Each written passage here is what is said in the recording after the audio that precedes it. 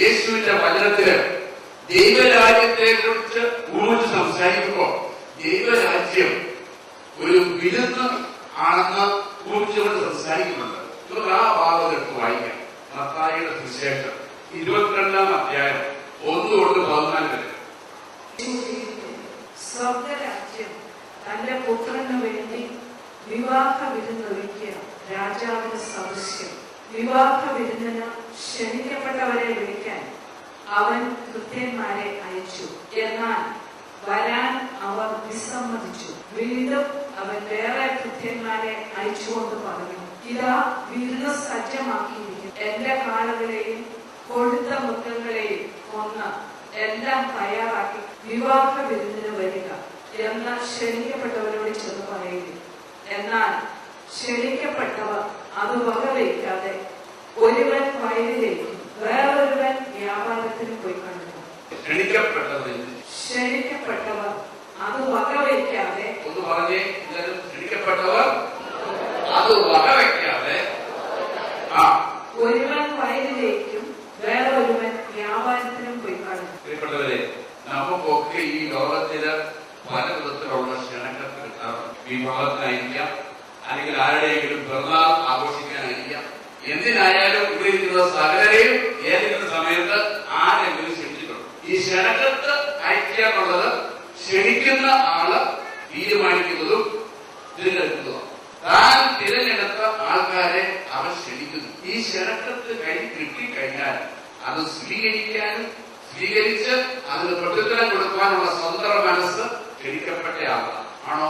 നമുക്കത് വക വയ്ക്കാതെ ഈ ആളുടെ കല്യാണത്തിന് അങ്ങനെ പോകണ്ട, പുള്ളി ആരും അറിയാത്ത മനുഷ്യൻ. അതേ സമയത്ത് അറിയപ്പെട്ട ഒരു വ്യക്തിയാണെങ്കിൽ ആ ക്ഷണക്കെട്ട് നിൽക്കുമ്പോ നമുക്ക് ഇല്ലാത്ത വസ്ത്രം എവിടെയെങ്കിലും പോയി വാടകയ്ക്കെങ്കിലും മേടിച്ച് ഇട്ടോട്ടിയെങ്കിലും കാരണം വലിയ ആളിനെ വിളിച്ച്. അതേസമയം സമൂഹത്തിൽ വലിയ അറിയപ്പെടാത്ത ഒരു വ്യക്തി വിളിച്ചാൽ നമുക്കല്ല, നമുക്ക് വേറെ ജോലി. ഹലോ, ശരിയാണോ? യേശു വിളിച്ചപ്പോ അപ്പൊ യേശുവിന് അത്രയും സ്ഥാനമേ കൊടുത്തിട്ടുള്ളൂ ലൗകിക മനുഷ്യർ. അവന് വേറെ ജോലിയുണ്ട്, കൊടുത്ത വായിലേക്ക് പോയി വേറെ പോയി. എന്നാൽ ക്ഷണിക്കപ്പെട്ടവർ അത് വകവയ്ക്കാതെ ഒരുവൻ വയലിലേക്കും വേറൊരുവൻ വ്യാപാരത്തിനും പോയി. കാരണം വിളിച്ചയാളെ പറ്റി വലിയ അറിവൊന്നുമില്ല, ആരറിയുന്നത്. മനുഷ്യന്റെ സ്വതന്ത്ര മനസ്സ്, അതിന്റെ ഇടയ്ക്ക് ദൈവം ഇടപെടത്തില്ല. നമുക്ക് പലപ്പോഴും തെറ്റായ പഠനങ്ങൾ കടന്നു വരും. ദൈവം സ്നേഹമായതുകൊണ്ട് എല്ലാവരും രക്ഷിക്കും. ദൈവം എല്ലാവരെയും രക്ഷിക്കാൻ വേണ്ടിയാണ് യേശുവിനെ അയച്ചത്. ദൈവം സ്നേഹമായതുകൊണ്ടും എല്ലാവരും രക്ഷ പ്രാപിക്കാൻ വേണ്ടിയാണ് യേശു ക്രിസ്തു വന്നതും ഇന്നും ദൈവം ആഗ്രഹിക്കുന്നത് എല്ലാവരും രക്ഷപ്പെടുന്നതുമാണ്.